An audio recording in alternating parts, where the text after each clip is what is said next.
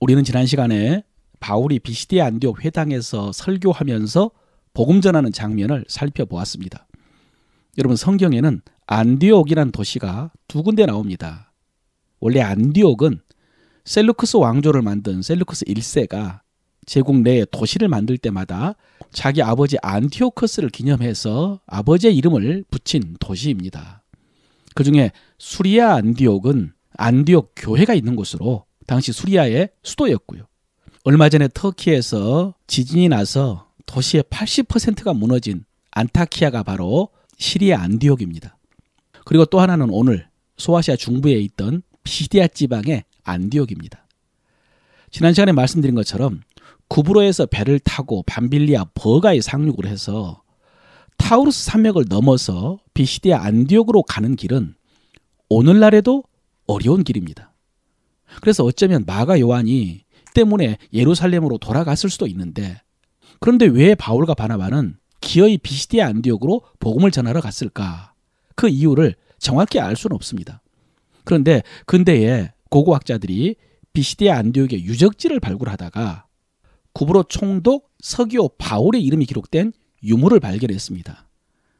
비시디아 안디옥이 구브로 총독 서기오 바울과 어떤 연관이 있다는 것이죠.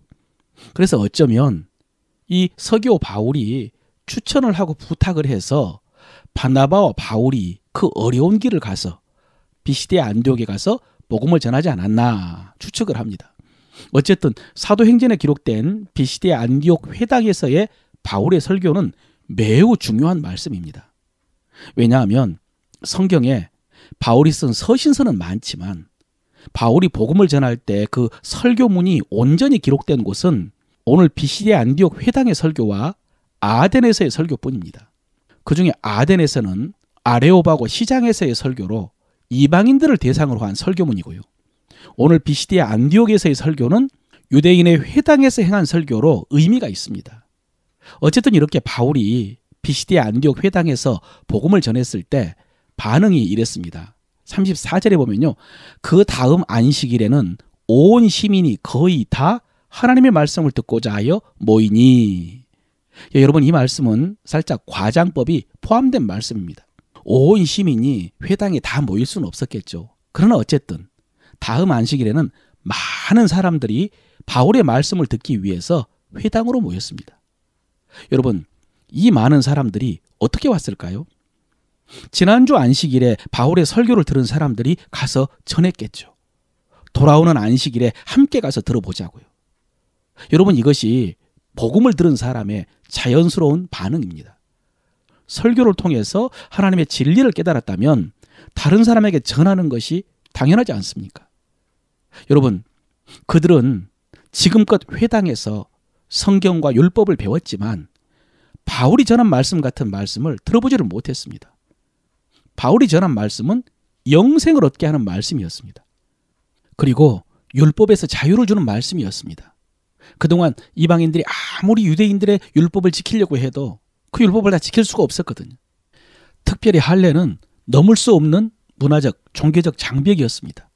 그런데 바울은 예수 그리스도께서 모든 율법을 다 이루셨고 그를 믿기만 하면 구원을 받는다고 했으니까, 더구나 유대인이나 헬라인이나 종이나 자유자나 남자나 여자나 차별이 없이 구원을 받는다고 했으니까 그야말로 복음이 아니었겠습니까?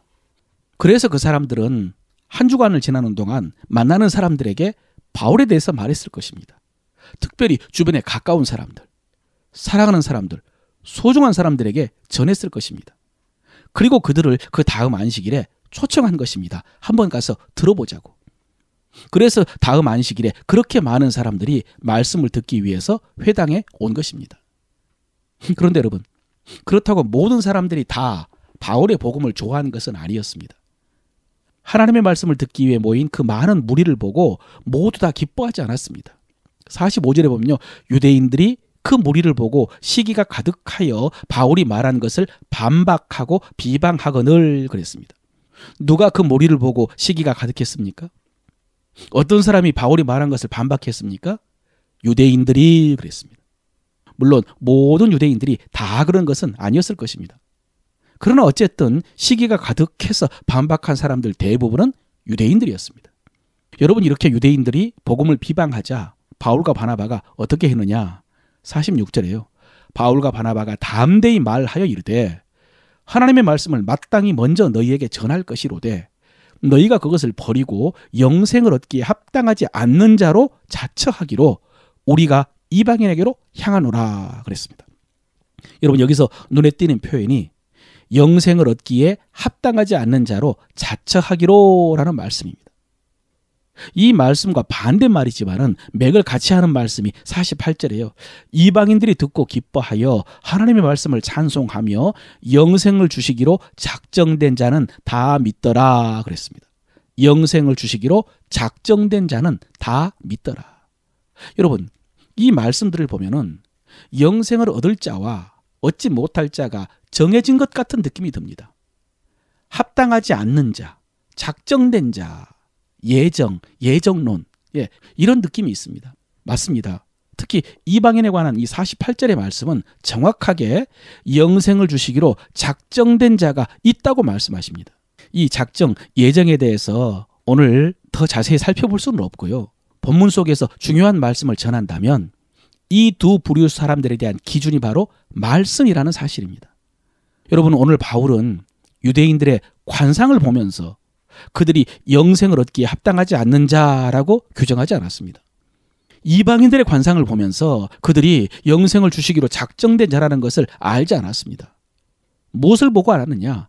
그들이 말씀을 어떻게 받느냐를 보고 알았습니다. 유대인들이 복음의 말씀을 비방하고 대적하는 것을 보고 영생 얻기에 합당하지 않는 자라고 규정을 했습니다. 자처를 한 것이죠. 반대로 기쁨으로 말씀을 받는 이방인들을 보면서 그들이 영생을 주시기로 작정된 사람이라는 것을 알았습니다. 말씀에 대한 반응이 기준이었습니다. 우리가 주일에 살펴보았던 데살로니가 전서에 보면은 바울은 데살로니가 교인들에게 하나님의 사랑하심을 받은 형제들아 너희의 택하심을 아노라 그랬습니다. 택하심, 예정, 작정 같은 말씀입니다. 그럼 바울은 하나님이 그들 택하는 것을 어떻게 알았느냐? 여러 증거가 있지만 그 중에 하나가 바로 말씀입니다. 너희가 우리에게 들은 바 하나님의 말씀을 받을 때에 사람의 말로 받지 아니하고 하나님의 말씀으로 받으리니, 이것을 보면 알 수 있습니다. 하나님의 말씀을 전했더니 그들이 그 말씀을 어떻게 받았는가? 하나님의 말씀을 받는 걸 보니까 너희의 택하심을 아노라 라는 것이죠. 그러므로 여러분, 우리는 이 사람이 작정된 사람인가? 택함 받은 사람인가? 생각할 필요가 없습니다. 아무리 살펴봐도 알 수 없습니다. 기어이 알고 싶다면 어떻게 알 수 있습니까? 말씀을 전해보면 압니다. 우리가 해야 될 일은 말씀을 전하는 것입니다. 여러분, 성경은 분명히 하나님의 예정, 하나님의 선택, 작정을 말씀하십니다.